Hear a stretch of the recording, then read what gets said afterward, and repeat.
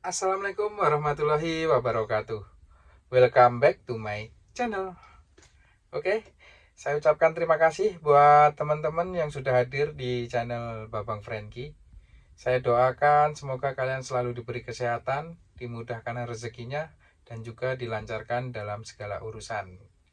Pada kesempatan kali ini saya ingin sedikit sharing mengenai instrumen panel pada DT Scania P410. Jadi ada tombol apa aja di unit Scania DTP 410 ini. Terus saksikan video ini dan jangan kemana-mana.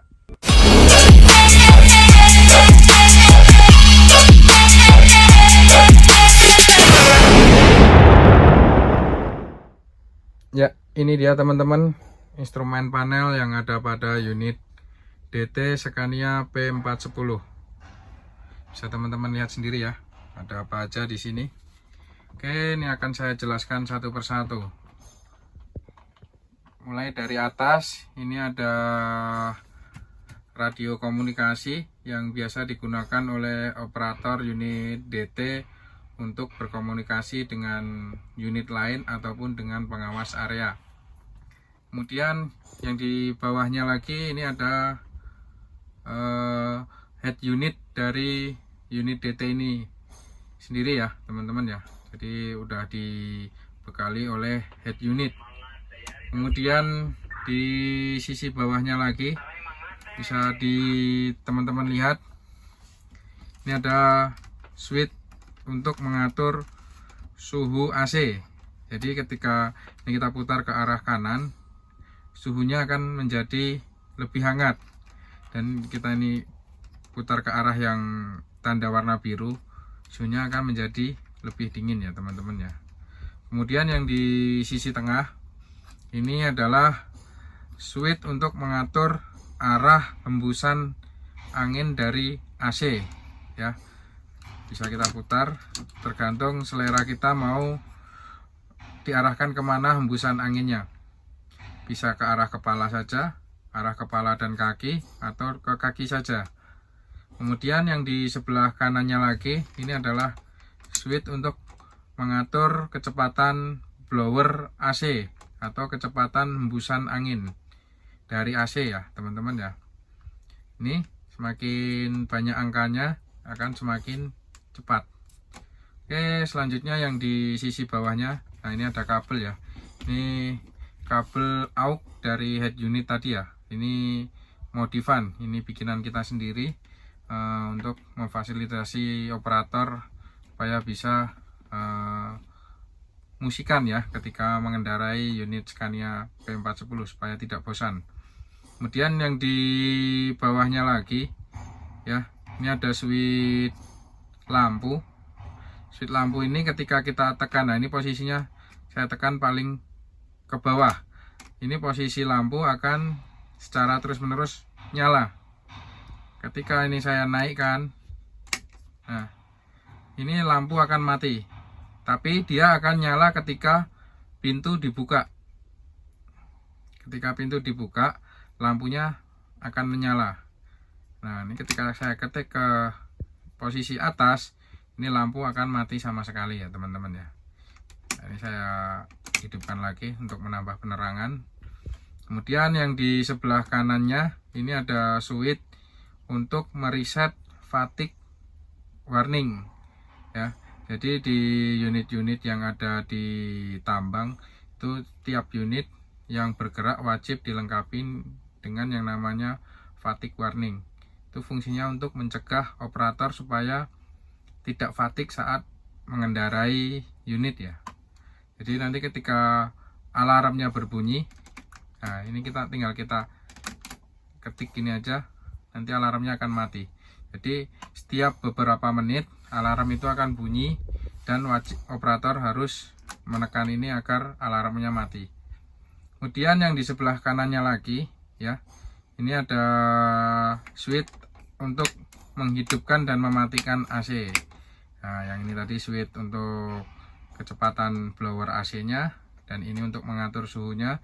Nah, yang menghidupkan dan mematikan AC switch ini teman-teman ya. Kalau ini posisi on, ini posisi off. Oke, yang di sebelah kanannya ini adalah switch untuk menjaga sirkulasi udara yang ada di dalam kabin. Ketika ini kita on kan, udara yang di dalam kabin dia hanya akan bersirkulasi di dalam kabin saja. Ketika ini kita off kan, udara di luar kabin itu bisa masuk ke dalam kabin. Ini fungsi dari switch ini. Oke, selanjutnya kita naik sedikit. Ini ada switch parking brake ya. Switch parking brake ini fungsinya untuk mengerem pada saat posisi unit diparkir. Cara mengaktifkannya ini tinggal kalau kita mau merilis ya, tinggal kita tarik, kita lepas. Kita aktifkan parking brake-nya, tinggal kita turun sampai bunyi tak ya, seperti itu, mudah saja. Kemudian yang di sebelah bawah, sebelah kiri dari steering, ini ada beberapa tombol juga teman-teman ya, bisa teman-teman lihat sendiri. Yang pertama ini adalah tombol atau switch hill hold. Jadi ketika ini kita aktifkan, ini fungsinya adalah untuk menahan unit pada saat posisi di tanjakan. Jadi ketika teman-teman berhenti di tanjakan, teman-teman bisa mengaktifkan switch atau tombol hill hold ini ya, supaya tidak mundur. Jadi ini fungsinya untuk menahan ketika unit berhenti di tanjakan. Nah, inilah fungsi dari tombol hill hold. Kemudian yang di sebelah kanannya lagi ya, ini adalah switch untuk mengaktifkan klakson atau horn besar ya, horn yang ada di atasnya unit ya. Dia menggunakan pneumatik ya, horn yang atas. Ketika ini diaktifkan, suara akan menjadi lebih kencang. Nah, seperti ini teman-teman. Ketika ini kita matikan, suaranya seperti ini. Nah, cuma tin gitu aja. Itu ya fungsi dari tombol trompet ini. Kemudian yang di bawahnya lagi ini ada tombol. Ini fungsinya adalah untuk mengaktifkan fog lamp ya. Fog lamp ini sisinya ada di bawah sini ya. Ini gambar kabin, jadi ada di depan paling bawah. Inilah fog lamp. Fog lamp ini bisa kita aktifkan ketika ini ya. Ketika switch lampu ini kita posisikan di minimal lampu kota. Nah, ini nanti baru bisa kita aktifkan. Contoh. Nah, baru mau nyala. Nah, ketika switch ini kita matikan, fog lamp-nya akan otomatis mati. Jadi fog lamp ini bisa aktif ketika tombol lampu itu kita hidupkan minimal di lampu kota, bukan di lampu kerja, enggak apa-apa. Di lampu kota cukup. Ini baru bisa kita aktifkan atau nonaktifkan ya. Ini untuk fungsi dari lampu kabut. Kemudian selanjutnya di bawahnya lagi ini ada switch TC dan juga interwheel dan juga interaxle ya teman-teman ya. Jadi yang pertama switch TC. Switch TC ini bagaimana cara mengaktifkannya? Kita tinggal tekan saja. Nah, kita tekan. Nah, di monitor panel akan muncul tanda TC ya, tanda TC. Itu berarti artinya TC sedang aktif. Nah, penggunaannya saat kapan? Penggunaannya adalah pada saat kita melewati atau melintasi jalan yang licin. Jadi bisa kita aktifkan ya untuk TC ini. Nah, mematikannya tinggal kita tekan lagi ya, sekali lagi. Itu untuk mematikan. Kemudian ketika kita menggunakan tombol TC ternyata masih selip atau masih nggak kuat, baru kita aktifkan ke interaxle ya. Nah, ke interaxle itu, nah nanti tandanya seperti ini di monitor panel ya, akan muncul seperti itu. Itu artinya putaran antara gardan atau diferensial depan sama belakang itu sama. Jadi fungsinya inter axle itu adalah untuk menyamakan putaran antar diferensial. Nah, kemudian ketika masih kita rasa masih belum kuat, masih nggak kuat, baru kita aktifkan sekali lagi teman-teman. Nah, aktifkan sekali lagi, nah, menuju ke interwheel. Di interwheel, nah, nanti di monitor panel tandanya seperti itu. Berarti putaran semua roda penggerak itu sama. Jadi untuk yang di sisi belakang ya, dari sisi belakang antara front diff sama rear diff itu putarannya sama. Kemudian rodanya pun semuanya putarannya sama, antara depan, belakang, kanan, kiri putarannya sama. Jadi seperti itu ya teman-teman ya. Dan cara mengaktifkan dan menonaktifkannya mudah, tinggal kita putar aja. Kita untuk mematikannya tinggal kita kembalikan ke 0. Jadi seperti itu ya. Nah, penggunaannya pun ketika kita berada di jalan yang kering dan datar ataupun rata, nah, ini wajib kita matikan. Supaya apa? Supaya komponen dari diferensial itu juga menjadi lebih awet ya. Kalau kita paksa menggunakan interwheel ataupun inter axle pada kondisi jalan yang kering dan rata, itu akan mempercepat kerusakan pada diferensial. Jadi tetap harus hati-hati ya dalam penggunaannya ini teman-teman. Kemudian yang di sisi sebelah kanannya lagi ya, ini ada tombol. Ini fungsinya adalah untuk mengatur jam yang ada pada monitor panel. Itu udah sekarang jam 2:27 ya. Nah, untuk mengaturnya, misalnya jamnya salah, nah, bisa kita setting menggunakan tombol yang ini ya teman-teman. Oke, langsung aja kita ke sisi sebelah kirinya steering. Yang pertama ini kita tekan. Fungsinya adalah untuk washer pump ya. Ketika ini kita tekan, nah ini contoh teman-teman ya.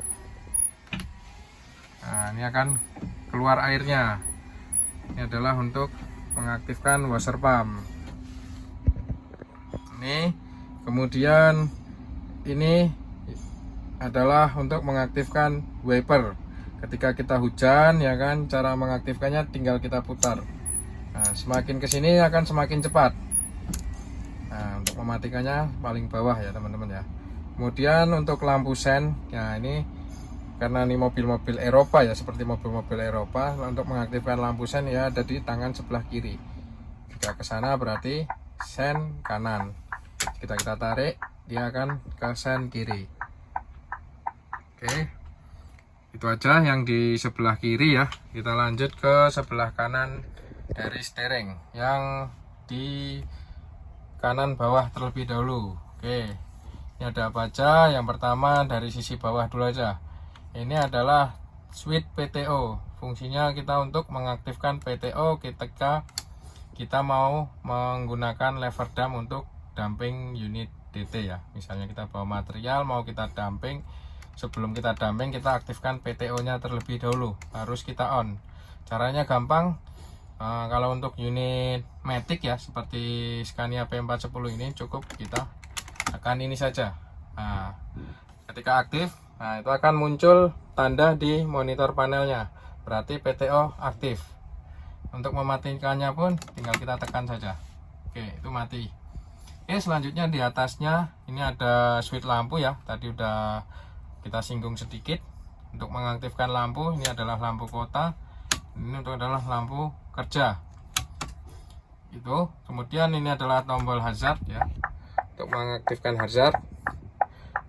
Oke, terus selanjutnya yang ini ya teman-teman ya, yang ini adalah switch untuk mengaktifkan resume. Jadi ketika teman-teman mengaktifkan resume, nah, pada saat teman-teman berada di kondisi jalan rata, datar, dan juga lurus, teman-teman bisa mengaktifkan switch resume, kemudian menambah dan menurunkan RPM bisa melalui steering. Ini ada tanda plus untuk menaikkan RPM, tanda min untuk menurunkan. Ketika teman-teman menaikkan sampai 1000 rpm, nah rpm itu nanti akan stabil di 1000 terus. Misalnya teman-teman sampai di 1500, ya itu nanti sampai ketika udah mencapai 1500 ya rpm akan stabil di 1500, dan teman-teman tidak usah menginjak gas lagi. Jadi tinggal teman-teman fokus ke steering, kaki teman-teman bisa istirahat seperti itu ya teman-teman ya.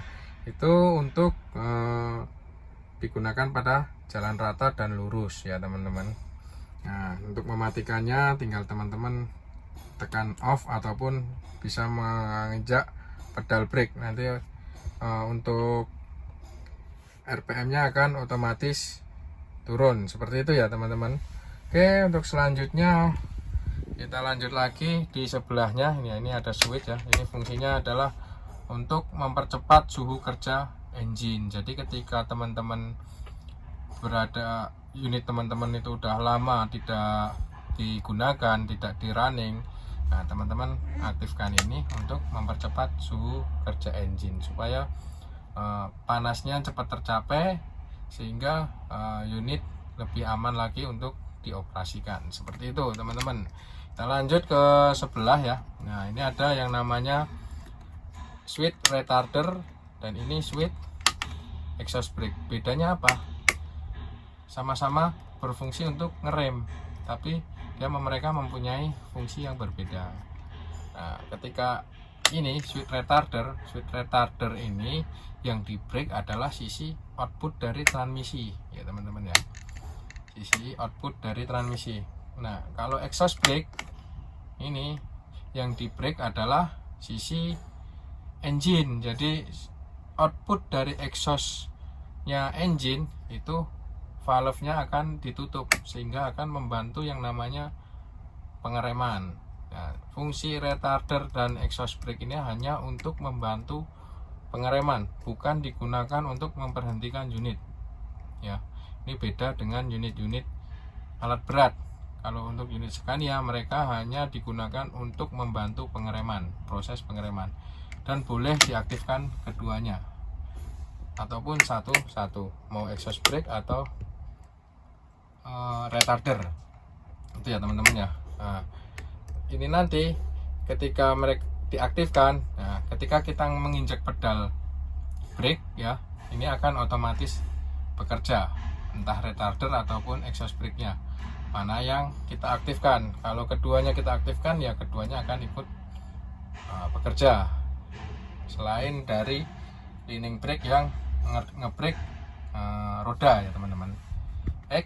Itu yang di bawahnya steering ya. Nah, kita lanjut lagi, ini tinggal yang terakhir. Oke, yang dari mana ini terkelihatan? Oke, dari sini aja. Oke, yang ini adalah tombol ya, ini untuk transmisi ya. Jadi untuk transmisi otomatis, tinggal kita untuk misalnya kita ingin maju ya, tinggal kita putar ke posisi D. Nah, nanti akan muncul seperti itu. Ini pada saat posisi A atau otomatis ya teman-teman ya. Kalau ingin mundur, oke, tinggal kita putar. Ini posisi netral dan kita tekan dulu, baru kita seperti ini. Itu tadi mundur teman-teman ya. Nah, tadi bunyi juga alarm mundurnya sudah. Oke, ketika posisi otomatis pun nah, ini ada perbedaannya lagi teman-teman. Ini posisi A biasa ya, A biasa. Nah, ada juga nanti bisa kita rubah.